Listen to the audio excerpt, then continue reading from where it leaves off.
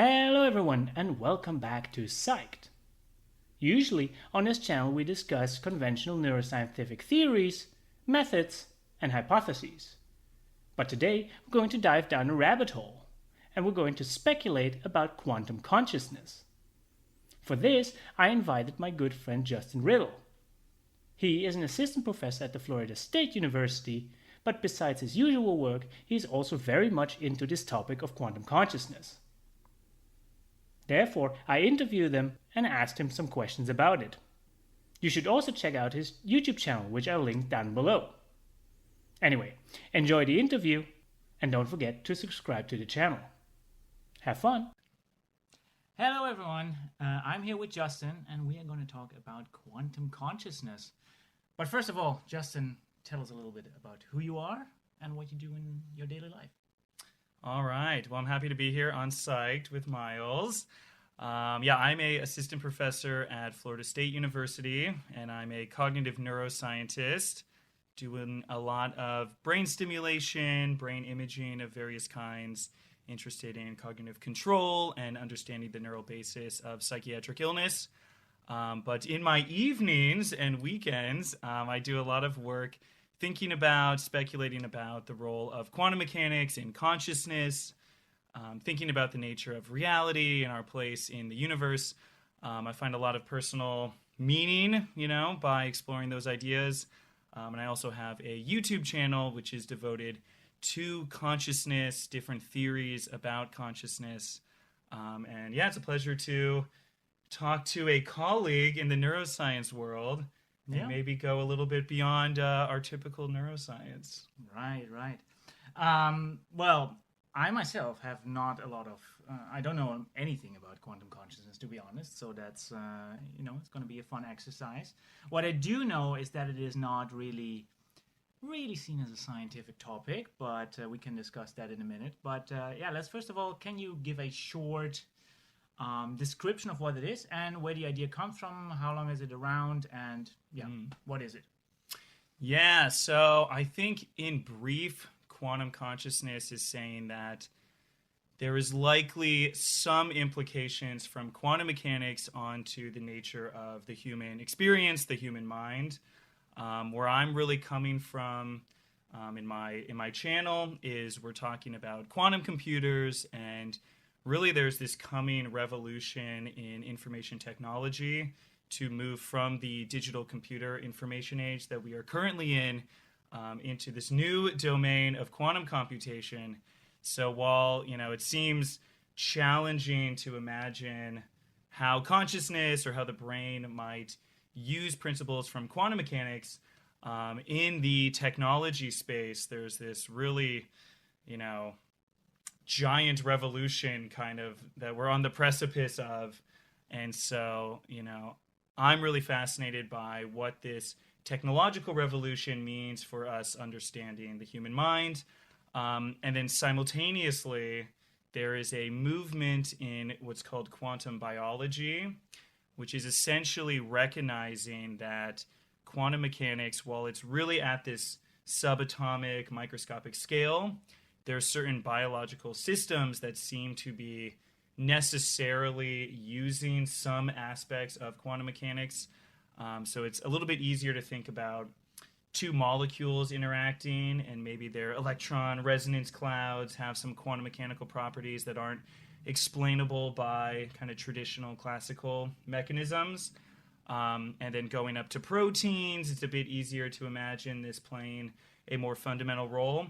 The real leap of faith, or the kind of speculation, is, how would this actually do anything at the level of the entire brain, of neurons, of multicellular organisms? So that's where, it's a little bit more hand-wavy. We're trying to figure out what this means. But there's kind of two revolutions, one in biology, one in computer science, and human consciousness. Here we are in the middle, running these experiments, developing these technologies, and I feel like there is a weird gap where people aren't, there are some people out there, but a lot of people aren't critically thinking, what if the mind is a quantum computer? Right. What if your mind has some quantum mechanical influence? So that's kind of, what I've been fascinated by, and it's really just been a personal journey of just getting excited about these new ideas and then trying to share, I don't know, what I've learned and what I've been, looking into. Yeah, nice. Well, you already said it. Like a lot of colleagues wouldn't, you say they don't think critically whether that is a possibility. Maybe we can turn around the question though and say, we are here actually at the neuroscience conference, and there aren't any talks about this. There aren't any talks about quantum consciousness. There aren't any posters. And generally, as neuroscientists, we, this isn't a conversation that I have on a regular basis. Why do you think that this is not yet a topic of real discussion? And at the same time, even if you were to have the discussion, it's kind of like waved away as unscientific, just, a thought experiment, but nothing more than that. Why do you think that is? Yeah, I think it's a great question. I think on some level, there's no practical way right now to run experiments on quantum neuroscience or on the role of quantum mechanics in neuroscience. I think we have a lot of groundwork to cover, kind of building up biological infrastructure, and the conferences that would talk about quantum mechanics playing a role would be biophysics, like low protein conferences that are diving into protein mechanisms, where I think there's a lot of push and progress to think about these ideas. And in my own research, I don't directly engage with quantum mechanics, although I will say I think the one thing that it provides me with is knowing the limitations of our current methods, and so not buying into some of the hype of, this computational model literally is consciousness or literally is cognition. I think in traditional neuroscience conference settings, I'm maybe more skeptical than the average person on the success of our methods to truly understand how cognition and how the brain works. I'm not using the ideas directly, but I think it, in a weird way, makes me more skeptical than the average person of what we're doing and what we're talking about. Maybe, 20 years from now, we'll have quantum computer desktops and systems in our phones, and then these principles will be more and more commonplace. There is one field in psychology that is using quantum mechanics, and it's people doing like quantum logic. So it's basically a question of why are humans so irrational in certain settings? And the answer from quantum mechanics would be, well, they're not irrational, they're just different than the typical forms of rationality. Right. And there's ways in quantum mechanics to have, you measure the system and there's an irreducible shift in the system. And so like the ordering of what questions you ask in what order is like a quantum mechanical idea that's now finding itself in basically like social personality psychology or like computational models of human learning, human reasoning.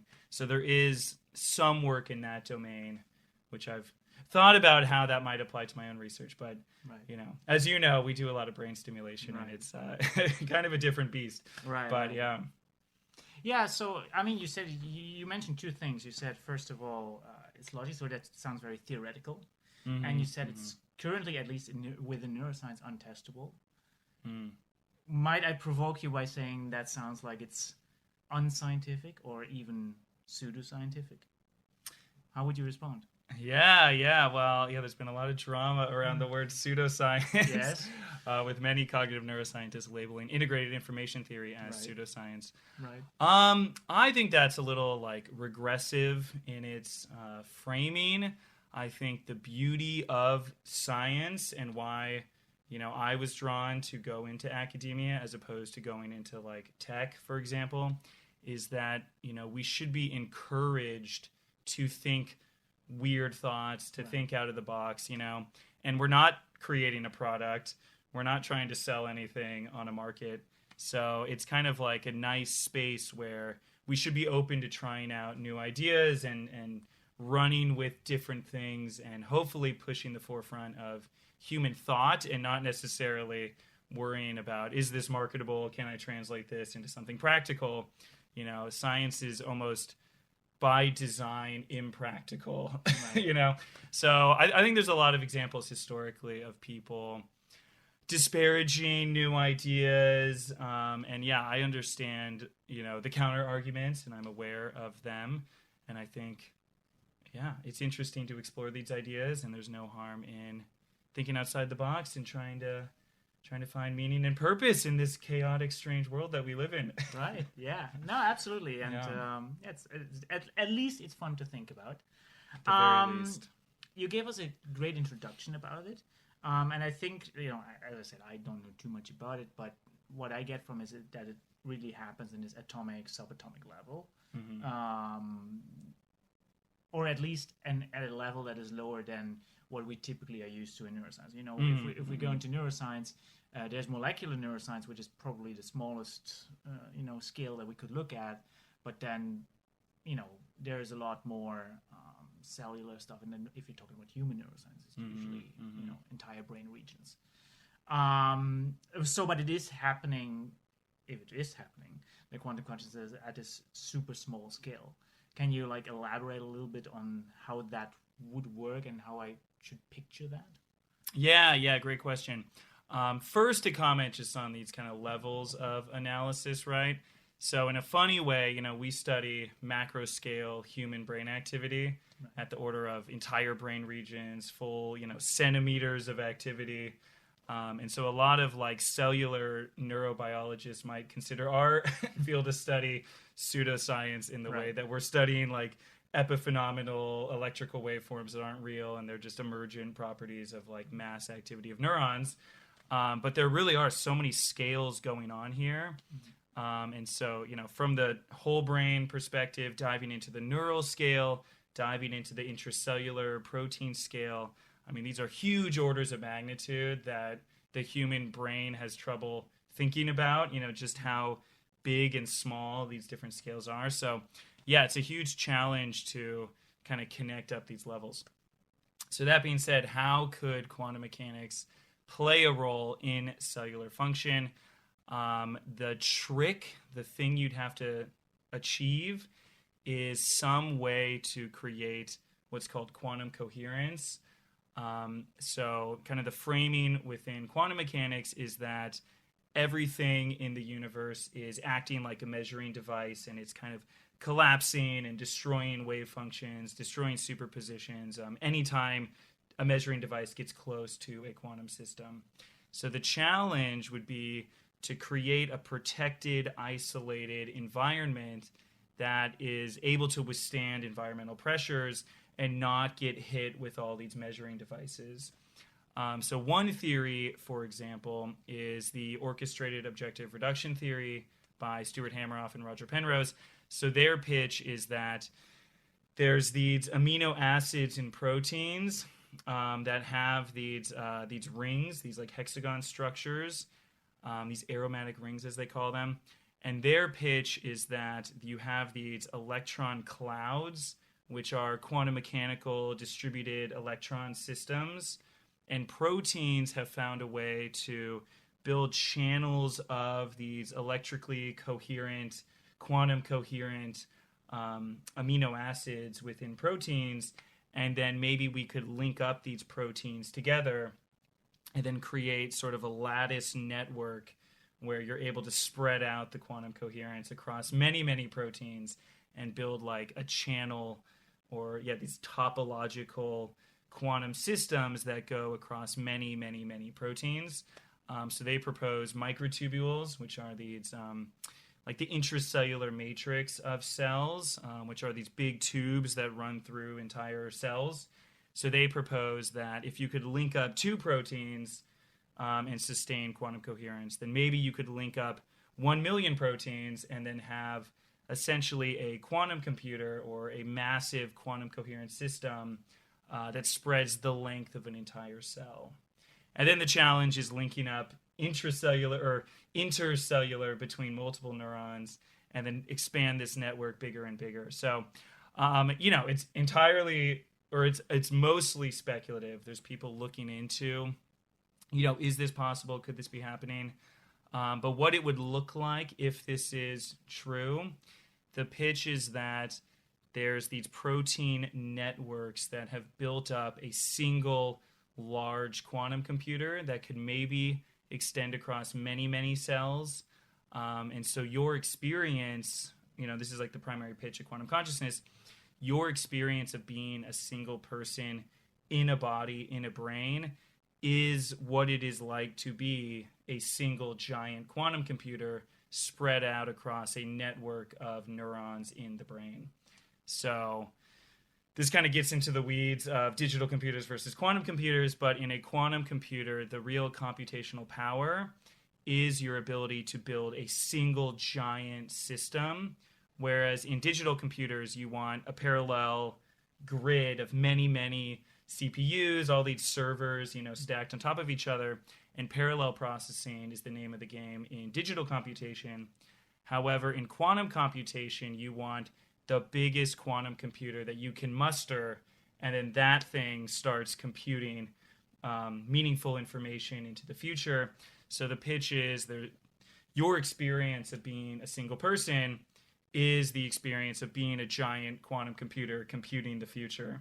So I think for me, that's what kind of gets me pumped up, is that, the pitch of quantum consciousness is that you are real and you are contributing to biology. And there is like a computational drive for why you would want to create a single mind in a brain, in an organism, is that computationally you have more computing power by having one giant quantum computer that's like this information hub. And then all these neurons are feeding information into this giant quantum computer. And then here you are thinking and feeling and computing the future of the organism, And your thoughts are a computation, and your choices are making a difference in the body and making things happen. So it's kind of to me, like a novel way of viewing the mind as not epiphenomenal, not as like some emergent property, but the mind is a core computational feature of the organism, which allows it to, evolve and grow. And like your mind is a part of evolution. It's a part of the body, and it's not an illusion, and a lot of our experience is no longer illusory. It's real. And what we're thinking and feeling is really making an impact in our lives, in our bodies. So I think for me, it's like a very empowering message that kind of comes out of quantum consciousness. So, maybe it's wishful thinking. I want to believe. I want it to be true. But well, who knows in a few years, but let me another question though. When we're talking about consciousness, we cannot ignore that there are the soft question of consciousness and the hard question of consciousness. Maybe I didn't fully understand it, but in the way you describe it, you basically give me a mechanism that explains that there is consciousness, but it still doesn't explain the hard question of consciousness. The why do I experience red as red and another person doesn't? Do you think did I miss something, or do you think that still will be a question that is unaddressed, even if this were if there would be evidence towards this? Yeah, very insightful question. I mean, I totally agree. Yeah, so everything I just described is still the easy problem of consciousness, right? Like, okay, let's say quantum computers are conscious. They have the capacity to have feelings and thoughts. And let's say we find out that, there are quantum computers in the brain. And mostly there's one giant quantum computer in the brain. And that is you. And we can causally manipulate that quantum computer, change it. And then there's a change in your cognition, in your experience. We could expand your consciousness or build some wild tech into your brain. But all of that is beyond the hard problem. The hard problem is still extremely hard, which is okay, just because we can build something doesn't mean we understand it, Right. So, OrcaWar, in my opinion, is fundamentally a mechanism. It's like a technology. It's something we could build and test and create, but it doesn't directly address like core meaning. Where do values come from? Is there a universal truth? Is there something that goes beyond me and you, And in the channel, I dive into a lot of these questions without giving definitive answers. But, when you think of a square and I think of a square, is there really a concept of a square? Is mathematics real in any sense? Or are we just making stuff up and you have your theory, I have my theory, and we're kind of like smashing our models together? Or is there some universal truth out there? Is there some grand meaning or some rationale to what's happening in the universe? And so I think those questions get more at the hard problem of consciousness. Right. But yeah, I don't necessarily have an answer on that front.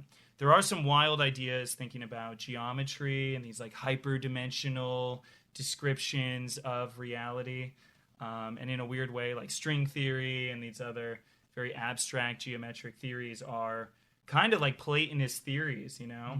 They're trying to describe this world of forms, this world of vibrating strings at the core of reality, and they like have mathematical rhythms of vibration. But yeah, how would that then map into love or the color red and me feeling a certain way, me feeling pain or me feeling joy? So I think that is still like the final frontier, is maybe creating minds is an easy task relative to understanding, you know, why do we have feelings? And that might be another form of technology beyond quantum computation. So just as a short intermediate question, do you think that's a job for neuroscientists, or is that philosophy or anything else? You mean understanding the problem of qualia, the hard problem? No. Yeah, I think, you know, I think in 100 years we'll have brand new departments in universities, and like neuroscience was not, you know, a mainstream or like it was not a department in a university until the last 10 or 20 years. Right. I think we'll probably have new departments 80 years from now that are words we probably don't even have yet, you know? So I think neuroscience is a really amazing stage in science, right? To kind of reverse engineer the human mind, reverse engineer our experience from neural activity, you know, what is most meaningful in that. And I think we are electrical engineers essentially trying to reverse engineer. Maybe we'll become quantum mechanical engineers in the near future working with brains. But yeah, when we hit like the qualia hard problem, I think we're like off in the distant future, beyond flying cars. Right. But let me put on the brakes a little bit. Yeah. You get very excited about it, but you know, let's be honest. The empirical evidence is sparse, and you know, as somebody, you know, let's say we have a neuroscientist who says, you know, consciousness, although right now we cannot explain it with neural activity. In the end, that's the way to go. You know, neural activity in and by itself, nothing smaller than that, is necessary to explain consciousness. And then, you know, that you know, though a person like that would argue, you know, you don't need the quantum consciousness to explain consciousness, and is quantum consciousness, because the word quantum is used for a lot of things. Right.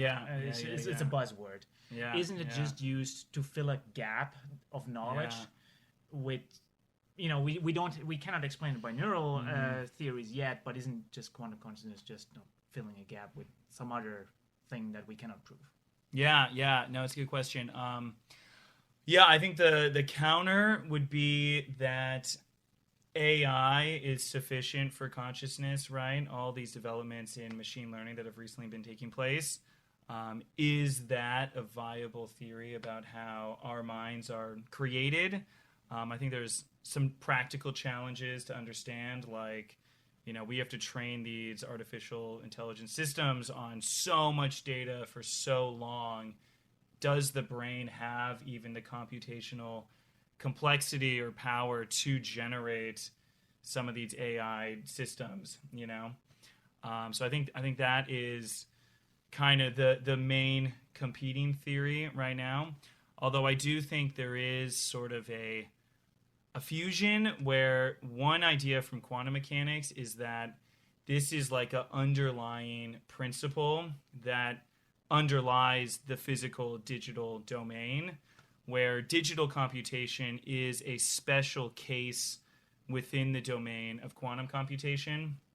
where if you take a quantum computer and you measure it continuously, you reduce it into a digitized physical system. And so quantum computation does not take away from digital computation, and it could, in essence, borrow all of the things that we're learning right now. So if quantum computers end up being simply just a massive, exponentially strong computational force, maybe your brain is a bunch of layered, digital processing systems, but then we can overcome the sort of short lifespan limitations that we have, right? We're born and we have to come across all this knowledge really quickly, this poverty of the stimulus argument. If quantum computation just augments the digital framing, it could just be a way that we're harnessing more computational power in a shorter span of time. To your other question of like quantum being a buzzword, I think in a way it is a buzzword, like for sure, but I think it's essentially just asking us to look one step deeper. What is underlying digital computation? What is underlying the physical world? And is that playing any sort of role? So the challenge with the digital computer models, in a way, is the same challenge as quantum computer models, where people say the brain's too warm, wet, and noisy. There's too much chaos to sustain these sensitive quantum mechanical states. Well, in a weird way, the same constraint applies to digital computation, where it's challenging to reliably create zeros and ones that are sustained through time, So in computers, there's a lot of error correction, a lot of effort gone into creating and sustaining a stable digital store of data, and to make sure that your algorithm is processing sequentially and properly. So just the level of control that is required to get a digital computer to work, now you have to explain how that could emerge from the brain and work in sort of a straightforward manner, So I think one idea with quantum mechanics is saying digital computation could be a special form of quantum computation, but the nice thing about quantum computation is that it is naturally occurring. It is sort of the underlying computational force behind the scenes underneath digital computation. And maybe in a weird way, it's easier to create a useful quantum computer in biology, right? Rewind 5 billion years. We need to create a useful computation out of nothing. Quantum computation is naturally occurring. Digital computation requires all this overhead to make sure that it's not like breaking. You add a semicolon, you put a period in your code, you misspell the word, and suddenly your whole computer, script crashes, right? So if we're running computer scripts in our brain, why don't they crash? Why don't we have, the algorithm glitched and now the whole code just exploded? Not like, I got the wrong output, but, I failed to process, period. Or, I looped forever. Got stuck adding 2 + 3 into infinity, So I think quantum computation, although it seems more complicated and it seems harder to achieve in biology, it is pretty hard to achieve a useful digital computation in biology as well. So I feel like we've kind of decided that digital computation is the safe explanation for consciousness, and quantum computation is this fringe, random, wild idea. But, I think we're just a product of the times, and we're just identifying with whatever our technology is. Right. So, 20 years from now, we're all going to have quantum computers, and then it's like, okay, yeah, my computer's more advanced than my brain. I mean, maybe that's how it works, right? Maybe our computers will be more advanced than our brains. Or maybe we're just reverse engineering biology one step at a time with our tech, and the tech will then uncover deeper and deeper levels of the computational forces in life and in the universe. And so, quantum computation is a buzzword. I think, we're just getting at more and more deeper levels of computation, and I don't think there's like a holy grail of quantum computers are the ultimate expression of a computing object. You know what I mean? Like there's probably additional forms of computation beyond even the modern quantum computers that exist at Google and are being developed in various, labs and tech companies around the planet. So anyways, that was my extremely long answer. But well, thank you for that. Very scary thought to think that computers become smarter than us. But true. I have one final question. Yeah, Now yeah. I want you to be as critical as you can be. No wishful thinking. Your standard assistant professor neuroscience professorship role. Yes, Question. yes. Okay. In 50 years from now, this is a statement. You answer whether it is true or not. In 50 years from now, quantum consciousness will be the dominant theory to explain consciousness. True or not? Yeah, I mean, I think so, personally. I do think there's so much like cultural associations around these ideas right now. So I don't think that we're going to necessarily give credit to the people that really came up with these ideas. My theory of what is going to happen is there's going to be someone somewhere who publishes a paper with like a new way of framing consciousness as a quantum computer, but it'll be framed in a really acceptable way where people will go, oh yeah, of course that's true. And then they'll say, yeah, but this other guy was saying that 20 years ago. And they'll say, no, but he didn't say it like this, or he or she didn't say it like this. Right. You know what I mean? So I think this is just how paradigm shifts happen. It's like we call it crazy, we call it preposterous, and then we say, oh yeah, of course that's how it is. Why would you think otherwise? Right. So I think this will be the norm. I mean, just looking at computer technology, at the very least, we're going to be using quantum computers in our research, in our daily lives. And maybe it has nothing to do with the human experience. But I mean, how weird is that reality then? That we've created something in our technology that is leveraging core physics, but then biology has never touched it, And that, I mean, it's interesting. I mean, that's kind of cool in itself, right? Maybe we're creating this truly alien technology right now. Or we realize, oh, we've just reverse engineered what biology's been doing already. Right. So I feel like Occam's razor, it seems like we're still reverse engineering the human mind, let alone reverse engineering photosynthesis, right? So our solar panels are extremely ineffective relative to grass. You look outside, plants are harvesting sunlight all the time, and yet we still feel like, oh, solar technology is fringe. That could never work. And it's like, look around you. There's plants everywhere using solar technology. Right. We just haven't even reverse engineered what a plant is doing. So what are we missing, Yeah. And there's some evidence that quantum mechanics plays a role in photosynthesis. That was discovered in 2007. Controversial back and forth between certain researchers. It kind of feels like right now that it is a quantum mechanical process on some level. Wow. But yeah, I think we'll look back and hopefully I'm on to something here. But right. But I could be wrong. Right. Yeah. All right. Well, I think you addressed all of my questions. I'm not sure that I'm convinced yet, but we will see. Maybe, hopefully, we're still around if and when the paradigm shift happens. Very true. Thank you everybody for watching. Definitely check out his channel because he has way more information than we could put in this video. Subscribe to the channel and see you the next time. Yeah, thanks for having me. Goodbye, everyone. Bye-bye.